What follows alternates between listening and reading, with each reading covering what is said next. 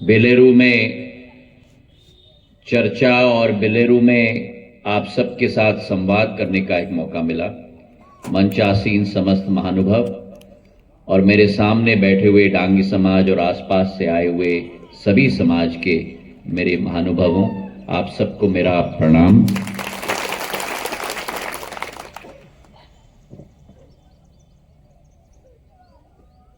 मैं सुन रहा था प्रमेंद्र सिंह जी को, हमारे जिला के अध्यक्ष रामराज दांगी जी को, पुष्पेंद्र सिंह जी को और हमारे दांगी समाज के नेतृत्व ने वर्तमान की बात बहुत सुंदर तरीके से की, विकास की बात बहुत सुंदर तरीके से की।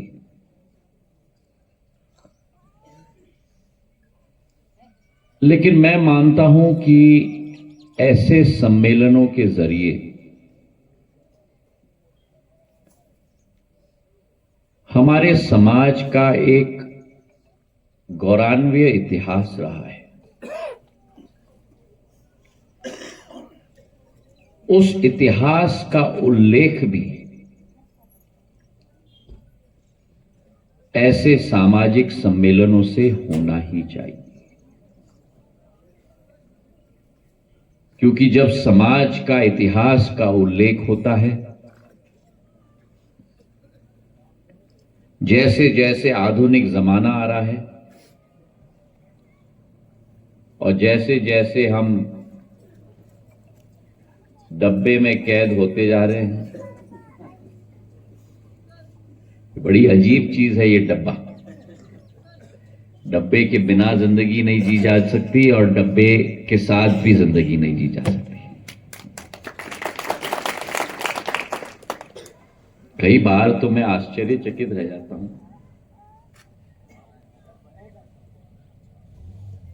परिवार के 4-5 जनों को एक ही कमरे में रखो।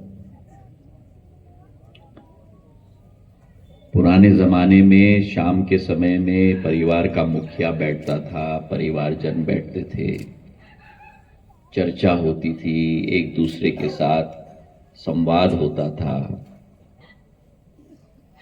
एक प्यार का माहौल होता था। कुछ खाना कोई बना रहा है, कुछ कोई खाना खिला रहा है, कोई कहानी सुना रहा है। अब देखोगे 4-5 परिवार के लोग एक कमरे में ही बैठेंगे शाम को और 5 के 5 अपने डब्बे में मग्न होंगे।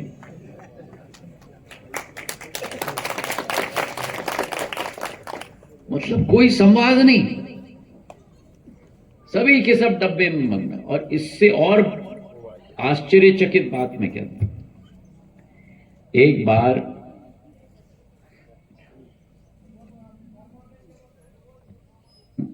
घर में राजकुमारी साहब और उनकी कुछ सहेलियां आई थी, छोटी थी, 12-15 साल की। 4-5 बच्चियां कमरे में बैठी हुई थी। हम लोग जब बच्चे होते थे तो हम लोग तो नाटक नौटंकी करते थे, हम एक दूसरे की मजाक उड़ाते थे, भाग दौड़ करते थे, खेल कूद करते थे। आज बच्चों को देखो तो सारे के सारे एक ही कमरे में बैठेंगे डब्बे पकड़ के। और उससे आश्चर्यचकित बात कि 5 बच्चे अगर कमरे में हैं, तो अब जैसे राम राजे बैठे हैं, खड़े हैं यहां, पुष्पेंद्र खड़े हैं यहां, एक दूसरे से बात नहीं करेंगे। अगर एक दूसरे से बात करना है तो डब्बे पर मैसेज करेंगे एक दूसरे को, और दूसरा डब्बे से वापस जवाब देगा। अरे भाई, 2 फुट की दूरी नहीं है, लेकिन बात नहीं हो सकती। डब्बे में आलोक तिवारी जी को मैं भेजूंगा, आलोक जी ब्रिजेंद्र को भेजेंगे, ब्रिजेंद्र मुझे वापस भेज देंगे। तो ये डब्बा हमारी जिंदगी में आया है हमारा गुलाम बनने के लिए, पर हम इसके गुलाम बन गए।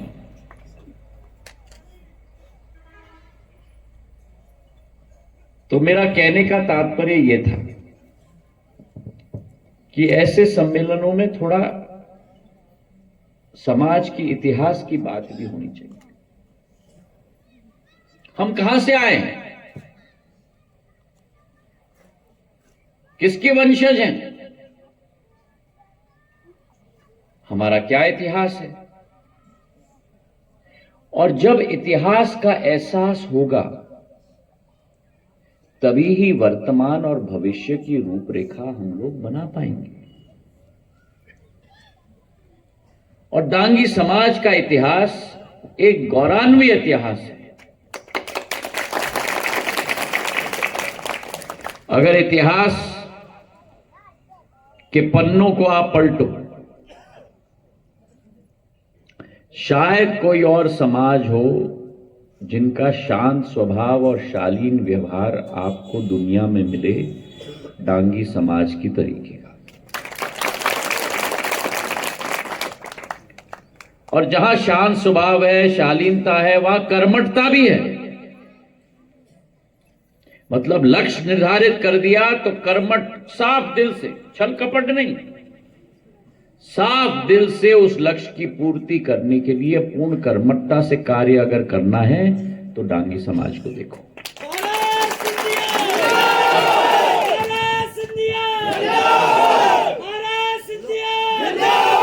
और ये क्यों? क्योंकि ये समाज कोई साधारण समाज नहीं है। आपके असूल, आपके सिद्धांत, आपके मूल्य कहां से आते हैं? आपके वंश से आते हैं। और आपका वंश कहां से आता है? सूर्य पुत्र राजा इक्ष्वाकु के वंशज आप लोग हो।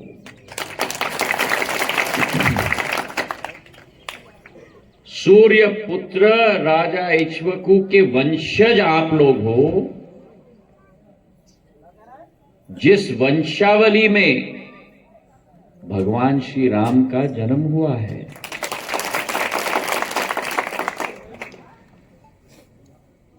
ये आपका स्रोत है, ये आपकी पूंजी है, ये आपका इतिहास है। और इस इतिहास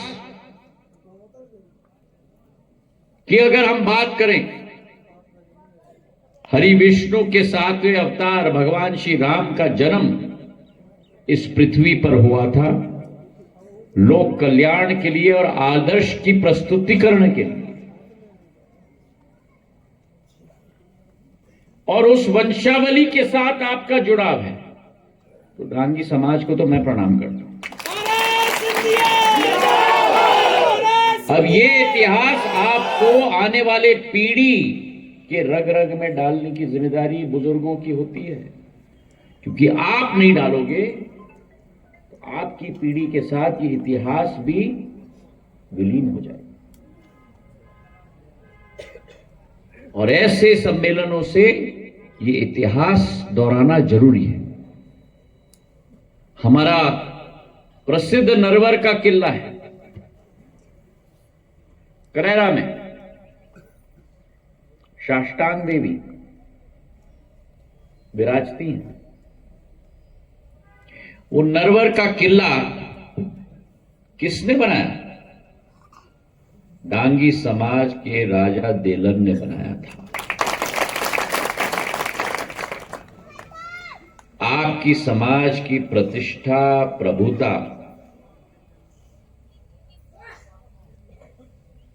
चाहे नरवर का किले का विकास हो जो राजा देलन ने किया, चाहे सागर शहर की स्थापना की बात करो, जिस सागर शहर की स्थापना आपके पूर्वज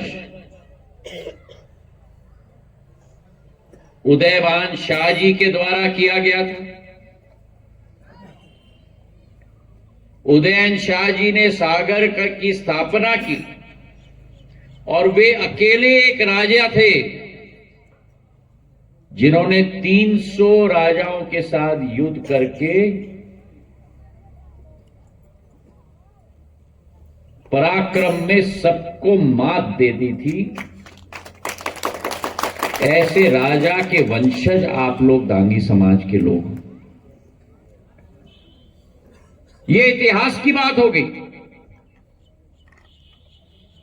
तो चाहे सागर की, दांगी किला की हम बात करें, बुंदेलखंड की झांसी के क्षेत्र में, कई क्षेत्रों में जो आपका एक अटूट रिश्ता रहा है। गढ़परा का किला राजा भीम सिंह जी ने बनाया। खुरई का किला का निर्माण राजा खेमचंद दांगी जी ने किया। ओरछा क्षेत्र में अनेक मंदिरों का निर्माण, अधोसंरचना, आध्यात्मिक केंद्र की स्थापना आपके वंश ने किया है। दांगी समाज की प्रतिष्ठा पराक्रम में रही है, कृषि में रही है, अध्यात्म में रही है, धर्म में रही है। मैं पूछता हूं कौन सा क्षेत्र है जहां आपका योगदान न रहा हो। और ये इतिहास की बात हो गई। अब पिछले 100 वर्षों की बात करो आप। स्वतंत्रता के संग्राम में हमारे नारंग दांगी जी, सीताराम दांगी जी, अचल दांगी जी ने मां भारती की रक्षा के लिए 1857 से स्वतंत्रता के आंदोलन में अपने जीवन का निछावर कर दिया, लेकिन मां भारती के सपूत के रूप में अपना नाम को अमर कर दिया। तो युग युग में दांगी समाज का एक योगदान देश के हित और देश के विकास और देश के प्रगति में रहा है।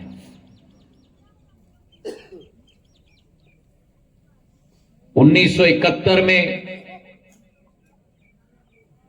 भारत और पाकिस्तान के बीच में जब युद्ध हुआ, तो उस युद्ध में भी आपके समाज ने वीर गति प्राप्त की थी। टीकाराम दांगी जी ने, गोवर्धन सिंह जी दांगी जी ने विदिशा से, ठाकुर मोहर सिंह जी दांगी जी ने, जिन्होंने विदिशा का विकास एक तरफ किया, दूसरे तरफ 1971 में अपने जीवन का बलिदान दिया, लेकिन दुश्मनों को भारत माता की माटी में प्रवेश नहीं करने दिया। तो ये एक विस्तृत इतिहास आपके समाज का रहा है। सूर्य पुत्र के वंशज से आजादी की लड़ाई में और 1971 के पाकिस्तान की लड़ाई तक क्या बेहतरीन इतिहास आपके समाज का है। और आज भी दांगी समाज, और ये मैं कहना चाहता हूं, जब मुगलों ने देश के ऊपर राज करने का सोचा था, जब अहमद शाह अब्दाली अफगानिस्तान से आया था, जब अंग्रेजों ने भारत के ऊपर हुकूमत करने के लिए कोशिश की थी, मेरे पूर्वज महाजी महाराज के साथ दांगी समाज ने कंधे से कंधे मिलाकर उन आक्रमणकारियों का सामना किया था। तो मेरा तो रिश्ता है आपके साथ, और रिश्ता आपके साथ केवल दिल का नहीं है, मैं कहना चाहता हूं रिश्ता है आपके साथ एक खून का रिश्ता। आपके पूर्वज और मेरे पूर्वजों ने एक साथ मिलकर अपना लहू से इस भारत माता की माटी को सिंचित किया है। मेरे भाई और बहनों, वो रिश्ता है दांगी समाज का। और इसलिए जैसे आपका दिल साफ है, आपके इरादे साफ हैं, सिंधिया परिवार का मुखिया का भी वही संकल्प है कि कभी भी आपके ऊपर आंच नहीं आने दूंगा, इस क्षेत्र के ऊपर आंच नहीं आने दूंगा, और विकास और प्रगति का रास्ता प्रशस्त करूंगा।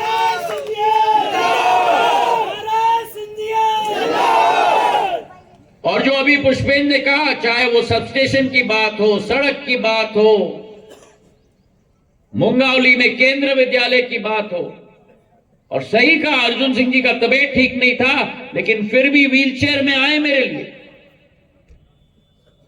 संभव नहीं था मुंगावली में केंद्र विद्यालय, असंभव था, ब्लॉक में कभी लगता नहीं है। पर आपके दम पर, मुंगावली की जनता के दम पर, गुना की जनता के दम पर मैंने मांग रखी। केंद्र सरकार ने भी मेरी मांग को पूर्ण रूप से स्वीकार किया।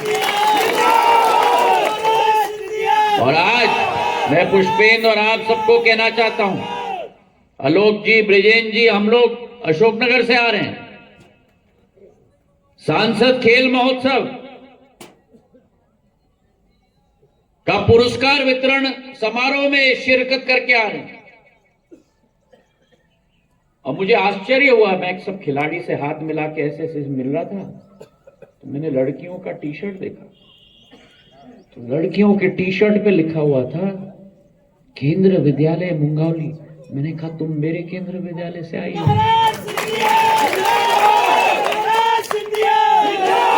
और सारी बच्ची चिल्लाने लगी, हाँ, आपके केंद्र विद्यालय से हम आए हैं। और क्या प्रदर्शन, खो खो व कबड्डी में क्या प्रदर्शन, सुंदर प्रदर्शन उन बच्चियों ने किया। और उन्होंने, ब्रिजेन जी, और मुझसे मांग भी रखी कि हमारे केंद्र विद्यालय में मैट नहीं है हमारे खेल के लिए, हमारे टोड़ियों में लग जाता है, घुटने में लग जाता है। तो मैंने उसी समय स्वीकार कर दिया कि मैटिंग हम लोग दिलवाएंगे केंद्र विद्यालय के अंदर। ब्रिजेन जी, जरा प्रस्ताव बना के जल्दी से भेज दीजिएगा। ये धर्मशाला जो आप लोग ने आज शिलान्यास किया है,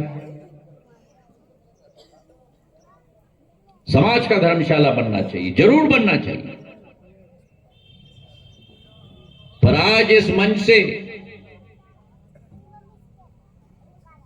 मुझे बड़ा गर्व है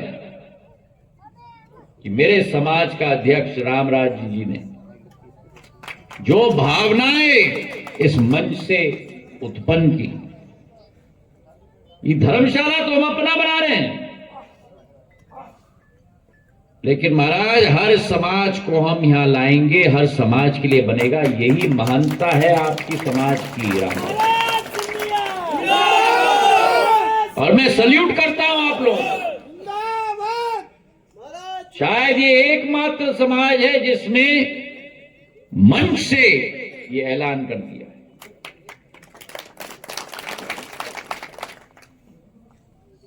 और आपके समाज के इस धर्मशाला के लिए जो सर्व समाज का धर्मशाला होगा, सर्व समाज का,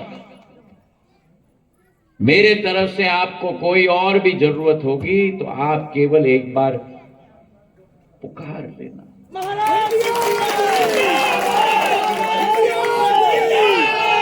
सूर्य पुत्र वंश का अधिकार ज्योतिरादित्य पर जरूर होगा।